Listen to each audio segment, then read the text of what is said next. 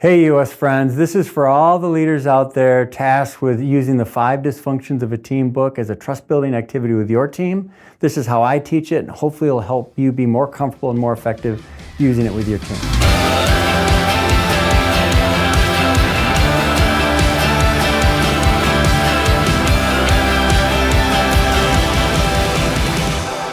Okay, so in EOS we use the 5 Dysfunctions of a team, and the model presented by Lencioni as a lens to look at this team.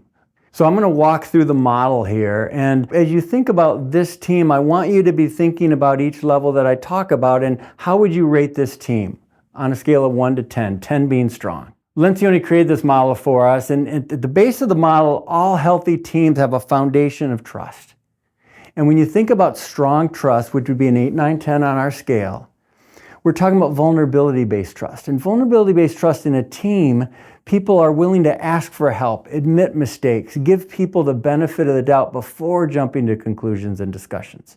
A good friend of mine once shared a quote around trust. He said, "Trust is sharing something with someone that they could hurt you with and believing they won't."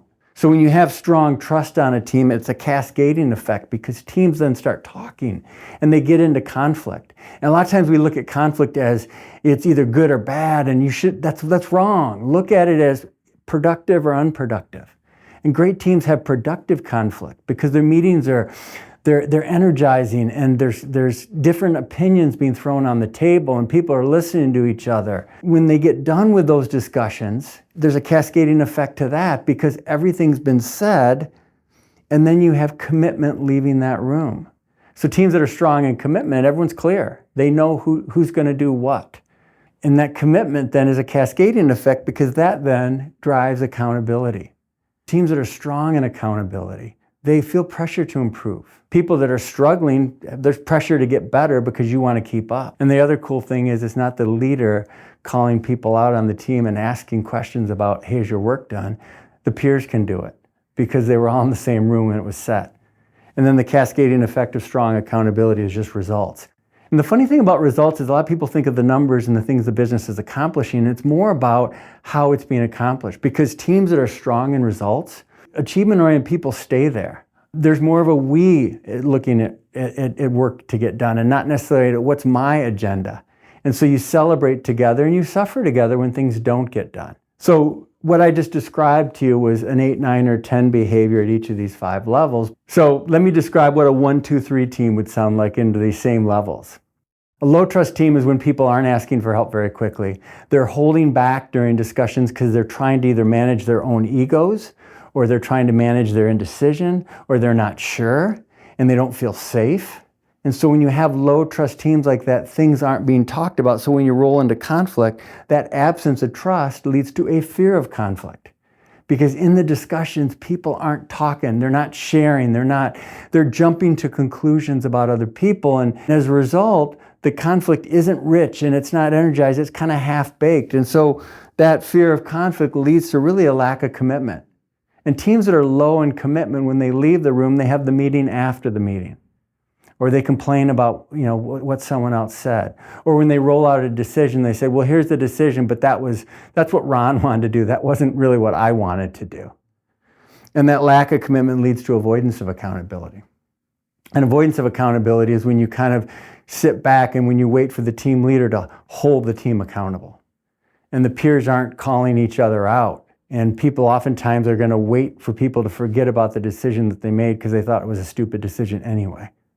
And that avoidance of accountability then rolls into inattention to results. Achievement-oriented people don't stay with teams like this.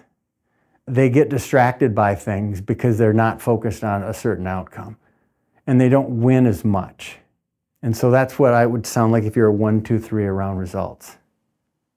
So that's the model, and as you think about this team, I want to share with you kind of 2 extra items before you rate this team. The first one is this. A lot of people come to us and they say, hey, Scott, why didn't you teach this model to us earlier in our EOS journey? And I'm like, well, I kind of did. I mean, if you think about it, IDS, I is trust. It's getting the issue on the table, it's speaking. D is the conflict. That's when your differing ideas and opinions are hashed out. And S is commitment.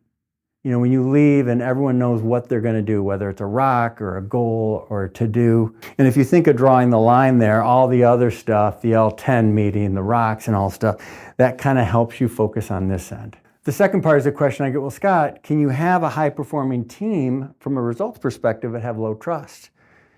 And I say, yeah. I mean, I've been on those teams. Have you? Have you ever been on a team that was getting the work done and yet you were exhausted? Because if you have a low trust team and all the extra meetings and the emotion that goes into managing all the politics and the relationship around, I would call an unhealthy team, the only way to overcome that is with energy. And those are the cultures and the businesses where, yeah, you're getting the results, but you're not having any fun. Through your lens and just thinking about this team, I don't care about the rest of the organization, we're only talking about team health here. Rate this team around trust, conflict, commitment, accountability, and results. On a scale of 1 to 10, 10 being strong. My challenge to you is go lead and try to figure out what's going great and what are the things that you can do to strengthen your team.